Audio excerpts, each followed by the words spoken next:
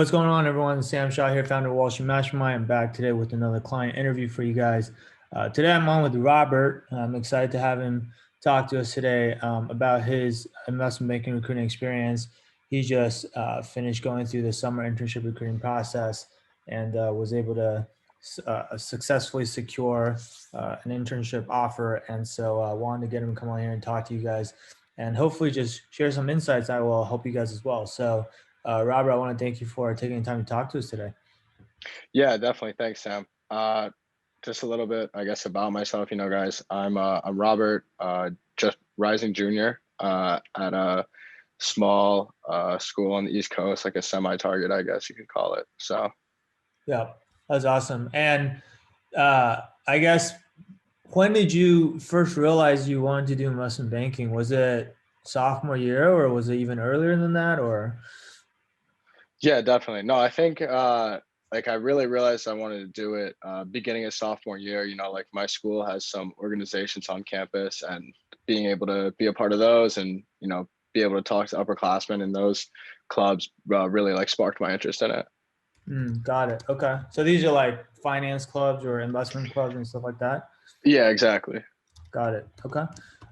So what were some of the things that you were kind of doing on your own for like the first, say, like half or two-thirds of sophomore year, like prior to Wall Street Mastermind? Like I assume, aside from talking to upperclassmen, obviously, like what were some of the things that you were doing to kind of prepare yourself for the recruiting process?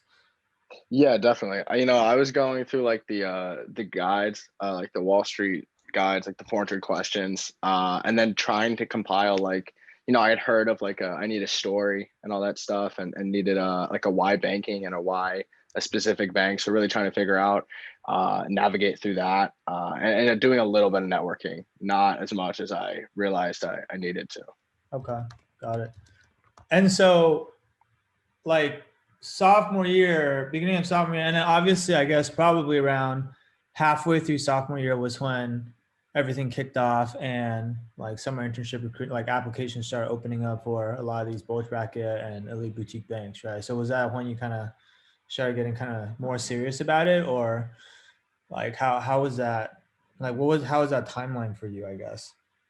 Definitely. Yeah, no, there's the school I'm at, they have like a little they have a club like specifically for kids that want to go into IB. Mhm. And then, as that as like the be as the applications began to open in January, I really started to like feel the pressure of like, oh, this is like really starting. I had known about it for the past year or so and known that investment banking was an option, but once January hit, February hit, I was like, oh, I guess I'm kind of behind the ball. And I really picked up the pressure and started really getting into it at that point. Got it. Okay. And so you're in this club that for all the kids that want to get an IB, like this is kind of like a lot of schools have these IB feeder clubs. This is basically the club for your school, essentially. 100%. Yeah, same thing. Okay. And so I guess my question is like I know I think you joined Wall Street Mastermind in like early March. It might have been like March 1st if I remember correctly. So it's like you said, January, everything started kicking off. By February-ish, you kind of felt like you're behind the eight ball. Like why did you feel that way, and like what made you ultimately want to join Wall Street Mastermind? Because I think a lot of people would say like, if you're already in one of these clubs, then they should probably already, I don't know, they're supposed to give you everything you need already, right? Or was there something that you were looking for or something you wanted more of that kind of caused you to join a program like this? Yeah. So, what really like set it off for me was when uh, a Bulge bracket like had come to campus, done all the recruiting, and I just completely like missed that entire wave. Didn't even apply to the bank, didn't do anything with the bank, no networking or anything. And once kids started getting offers from that, I was like, this is like, I felt like I was, kind of out of the loop. So that's what, kind of pushed me to join Wall Street Mastermind. But in terms of like, um, the club not doing enough. I mean, like there's something like they're upperclassmen too, like they have their own schedules and they're not going to want to like help you as much. Like yes, they're going to help you and they're going to say that they're going to help you, and the upperclassmen have been great, but it's not the same as like, like in Wall Street Mastermind, having people and having like you can't like the videos that are online and that you make, Sam, like those are always accessible. And I've gone back to them so many times throughout this process and just watch them, either technicals or behaviorals or even networking things I've watched multiple times. And you just don't have those type of resources within like your typical feeder club. And then as well, like getting opportunities to get like industry experience, like in finance. I had none of that before joining WSM. So like I feel like that's a whole other side of it that those feeder clubs just can't offer you. Got it. So basically, more resources that are available around the clock. Not having to sound like not having to worry about kind of like being the annoying guy who's bothering people all the time because it's not really their job to get you a job. They're Yeah. also just doing you a favor. And then I think the last thing you mentioned was getting relevant experience. So like by that you just mean building up your resume with some relevant internships that you didn't have prior to joining our program. Is that right? 100%. Yeah. Okay.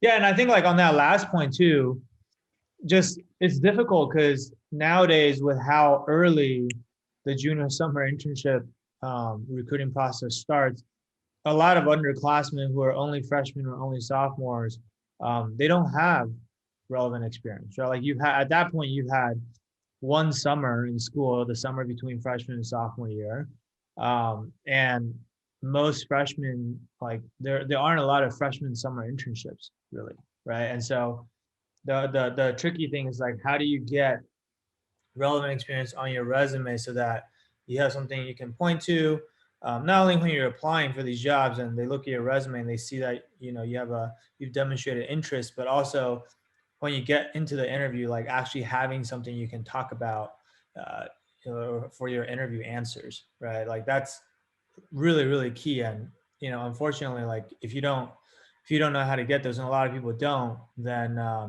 like that's not something that your clubs can typically help you get, right? No. Yeah. No, not at all. I felt like having gone through the process with like several different firms, like the ability to talk about like doing projects and working on a bunch of different things was a huge part of it, because they're not just going to ask you like straight up technicals all the time. They want to know about like what experience you have, and so I feel like being able to talk about that, and even having small things like you guys helped me find like my first internship like within like 2 weeks of joining the thing, within joining the program. Like I know that's a huge point of it, and I feel like that definitely happened. So I feel like having that first experience and then having to be able to build on top of that with that first experience, and find better things for like my sophomore summer, was a huge aspect to like this entire recruiting cycle. Yeah. I mean, and I think like you kind of hit the nail on the head, which is when you joined, it was early March of sophomore year. Like you said, a lot of banks had already opened applications. Some of your, classmates and whatnot had actually already started getting offers, which is kind of what helped you realize like, wow, I really need to get on this, right? And then from that, Hmm. at that point, you didn't really have relevant experience yet, which means like we can't take months and months to go out and get these relevant experiences, because if we take that long, then like the longer we take, the more jobs are going to get taken, right? And so Yeah. you mentioned like getting that first relevant internship within 2 weeks, like time is of the essence. And then from there, you probably do that internship for, I don't know, 2 or 3 months, which brings you to sophomore summer. And then simultaneously, while you're doing that, we're also looking for something for you to do during sophomore summer so that you can not just have one experience, but you have two relevant experiences. You go from 0 to 2, and then you're doing that while you're continuing to apply for these junior summer internships, right? And I think Yeah. that is it makes a huge difference in terms of just nowadays we see so many, at least the most qualified candidates for banking. Like it's not it's not weird anymore for people to have at least 2 to 3 relevant internships that they can point to. Whereas before, if you had like many years ago, if you had 2 or 3 internships, like you're probably better than everyone else. Whereas now I feel like it's kind of just table stakes, right? 100%. Yeah, I feel like having that first experience and then having to like honestly allow like you guys help me find like two other ones. So having like three total experiences, which is, and then being able to talk to my friends, who might still be going through the process or might have had like a hard time with it, and like knowing that they only had one experience, if that. I think having the multiple experiences and knowing like what is a good opportunity because of like what it's going to offer me in these interviews and what it's going to offer me, like being able to talk about that is a huge part that I don't feel like I would have like if I was just trying to go, to upperclassmen or to my friends or to even like family like in the industry, like anything like that wouldn't Yeah. be the same as like having you guys who fully understand like the recruiting cycle. Yeah. So then, like, aside from like, getting relevant experience, let's talk about some of the other aspects of kind of what you did inside of Wall Street Mastermind. Then, like, what else did you find to be, I guess, really helpful for you? Like, what really made a difference? Because the question that we, get from people all the time is, like, why do I need this, or why can't I just do this on my own? Like, isn't or a lot of people say, oh, isn't everything already out on Google, or YouTube? Yeah. So Yeah. like, what would you say to that? No, I would say that, the resources are like, there's no doubt that like the information purely is out there. But in terms of like what like Wall Street Mastermind did for me is that having the opportunity to be in like an environment that is similar to a classroom, like logging on, watching the what is it like 35 videos on the technicals and having the opportunity to rewatch them and take notes and test myself when I would get through a set with the questions that you have and on the side note like the questions which you have I feel like are the most applicable ones instead of just wasting your time going through 400 questions on a guide and looking back a lot of those questions aren't even close to relevant, like it's stuff that you might want to know but that which is more so like covered in the videos that you make. And so Yeah, having that on the technical side and then also understanding on the behavioral side like what is going to be asked of you, how to form good stories, how to flow from point to point, and like how to tell a good story, how to tell like reasons why you're a good candidate. All of that stuff is just not totally like accessible on the internet in terms of like being able to learn it. You can read it but you're not really going to be able to fully learn it and have a place to go to where you can ask questions. Like if you're just online, you're just reading it and assuming it's right, or at best case you're reading it assuming it's right and then asking somebody about it and they might not even know. It's just not even close to the same experience. yeah, yeah. I think you kind of nailed it on the head. You called it like a classroom environment, right? Which is, I think, the biggest difference. With the analogy I would make is just, when you guys go to school, like you're in college, there's a reason why you guys pay so much money so that you can go to the classroom, go to lecture, learn from the professors. You go to, small section or whatever you guys call it, and learn from the TAs. You go to office hours, you ask questions, versus you could alternatively also just, I don't know, buy a textbook and stay in your dorm and read that on your own, right? We're not even staying in your dorm, like don't even go to school, just buy a textbook, stay home and read that on your own, right? And like Yeah. you said, one is like just reading the information and consuming the information, and the other one is a lot more interactive where you're learning from a subject matter expert and you have someone that you can ask questions to anytime you have questions. And then also like the biggest thing is not even like just when you have questions, but I think getting feedback on the work that you're doing, without even having to ask questions, right? Because sometimes, like for example, on you mentioned like the behavioral answers.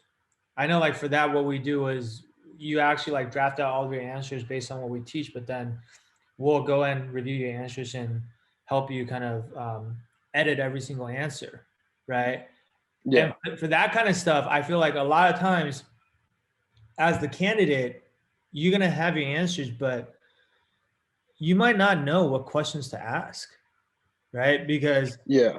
how are you supposed to know like what to ask if your answers already seem like they're pretty good to yourself? Because that's why it's your answer, right?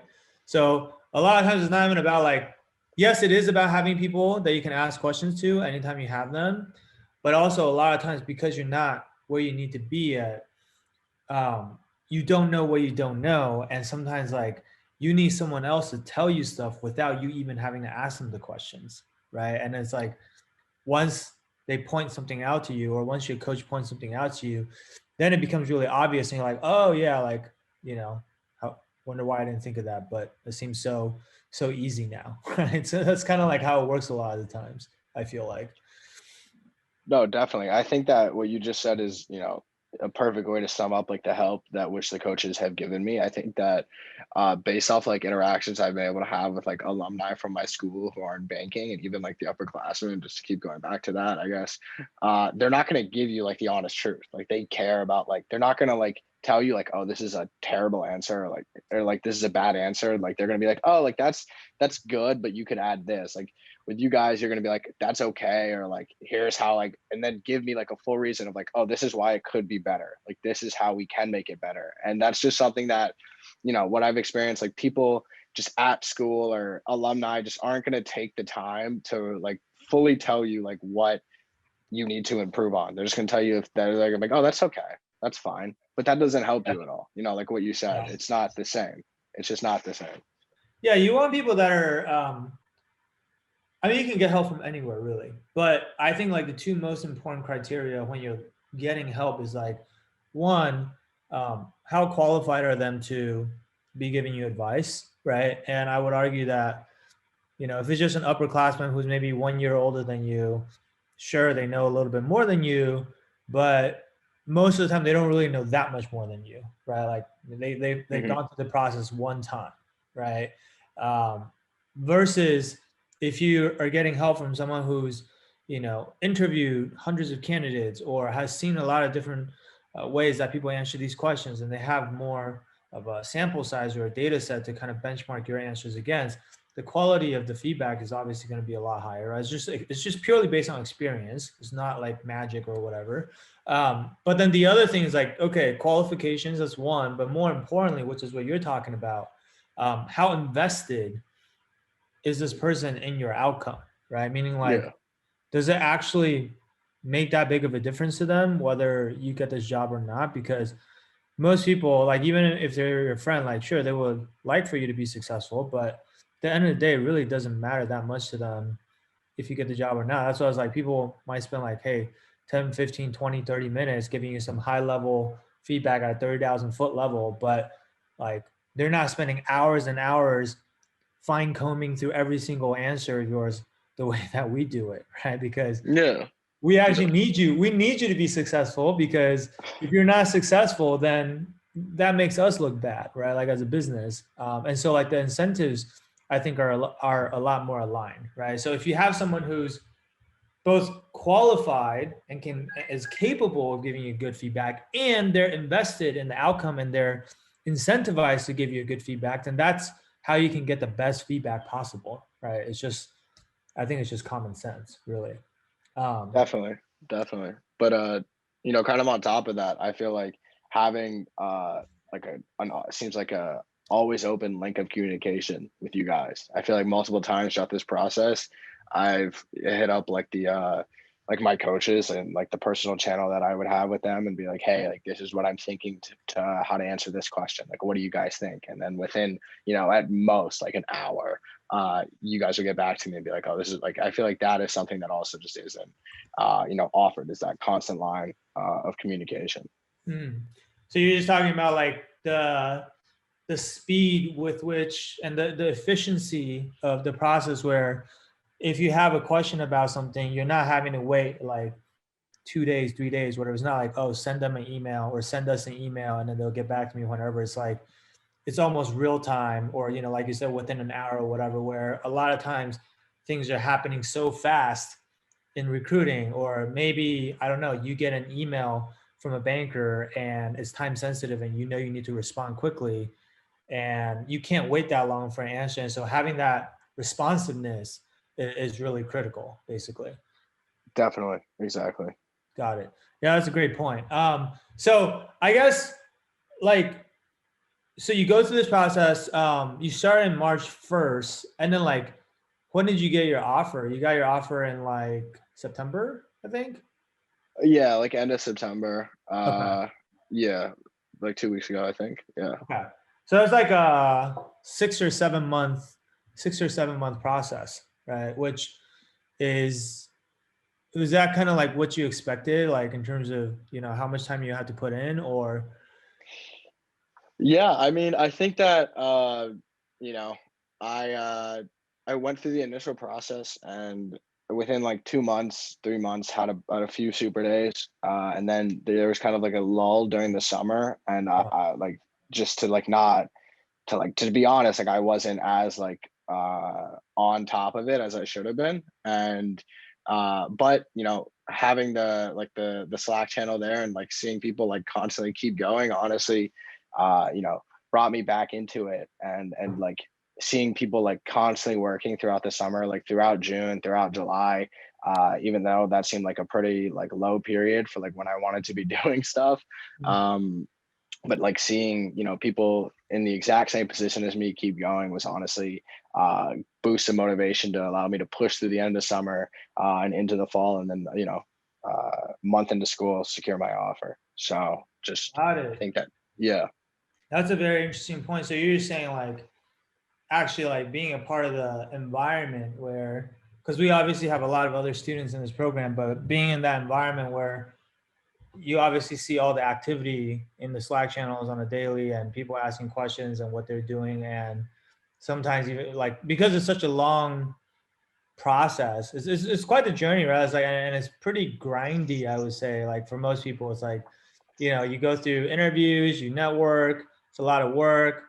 Sometimes after you go through the interview, you don't necessarily always get the offer, right? Like most people get rejected a couple times before they get their first offer, right? And Mhm.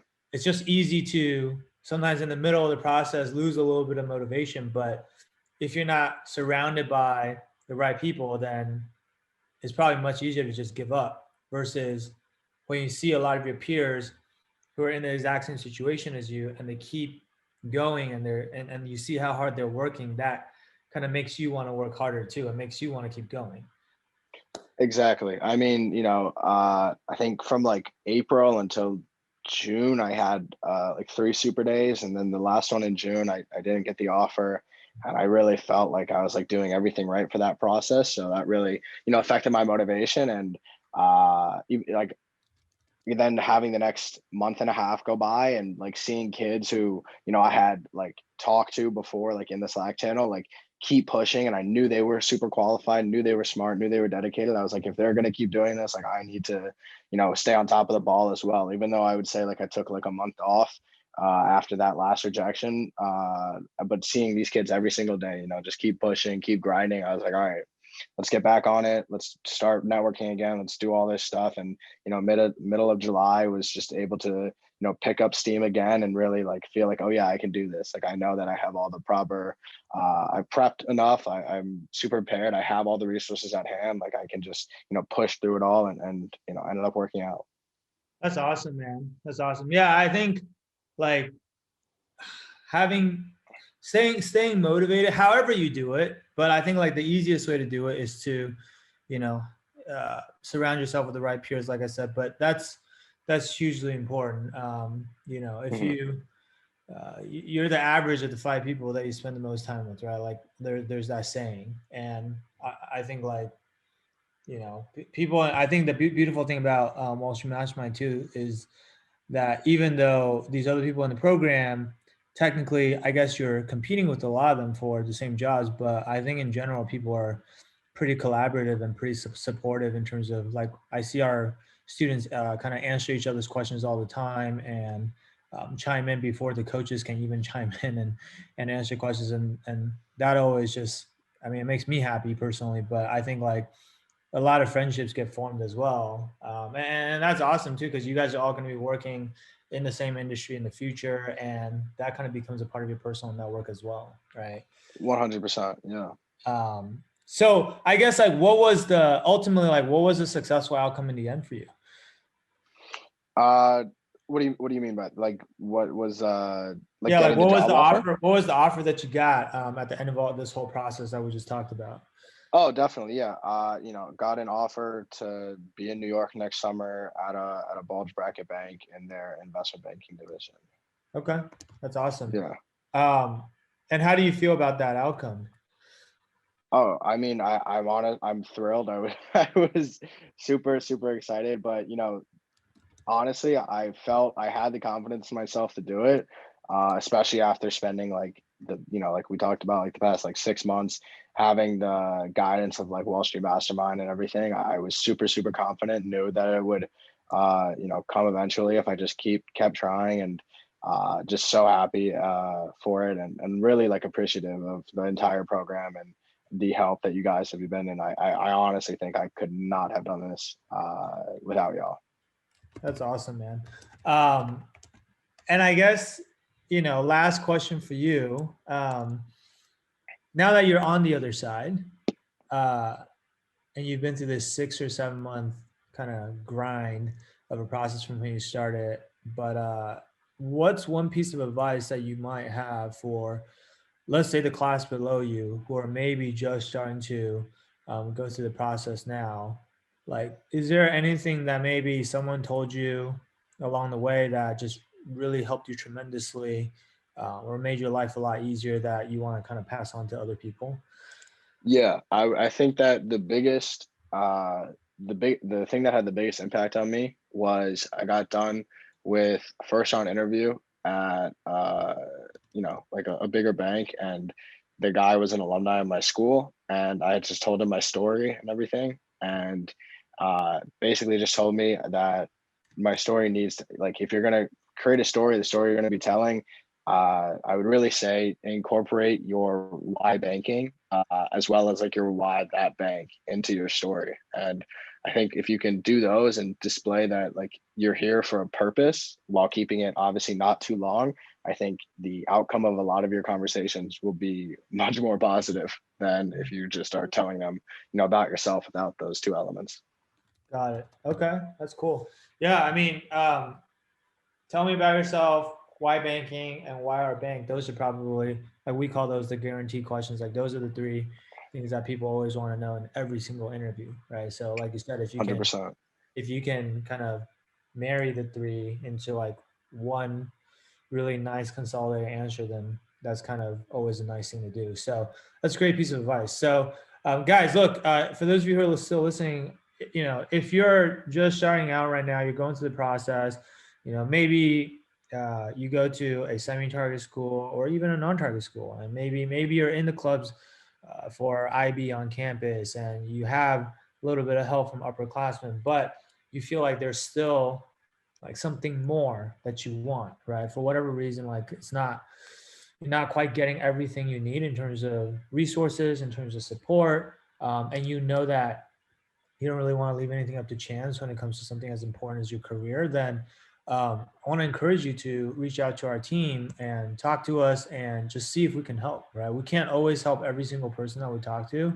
In fact, we don't help every single person we talk to, but as much as we can, we try to learn about what your situation is exactly, what you feel like you need help with, how much help do you need. And if it's a good fit, then we'd be happy to help you, and in fact, before you even talk to our team, what we're letting people do now is you can actually speak to one of our alumni who's just another upperclassman who's maybe been in your shoes recently, has gone through the recruiting process successfully, and you can get on a free virtual coffee chat with them, just like another networking conversation that you would have, basically. And you can talk to them, pick their brain, talk about any recruiting advice that they might have. You can ask them about Wall Street Mastermind too if you want to. And then after you have that conversation, which is completely free, if you still want to talk to us and still want to talk to our team, then they can help introduce you to our team, and then we'd be happy to talk to you as well, right? So if you guys want to do that, you can go to www.wallstreetmastermind.com/apply. The street's abbreviated to ST, so it's stmastermind.com/apply, and you can book this free virtual coffee chat, and we'll try our best to just help you out in whatever way we can. All right. So with that said, Robert, I want to thank you again for taking the time to talk to us today. Obviously, also congratulate you again on an amazing outcome for recruiting, and looking forward to seeing all the success that you have during your upcoming summer internship, and as well as for full time, obviously. But if there's anything else that we can ever help you with, that's related to your career or recruiting or whatever, you know how to find us in the Slack channels. Don't be a stranger, and you're always part of the family. All right. Definitely. Thanks, Sam. Yeah, yeah, absolutely. So, guys, that'll be it for this episode. Thank you guys for tuning in, and we'll be back with more of these for you guys in the near future. All right, talk soon. Bye.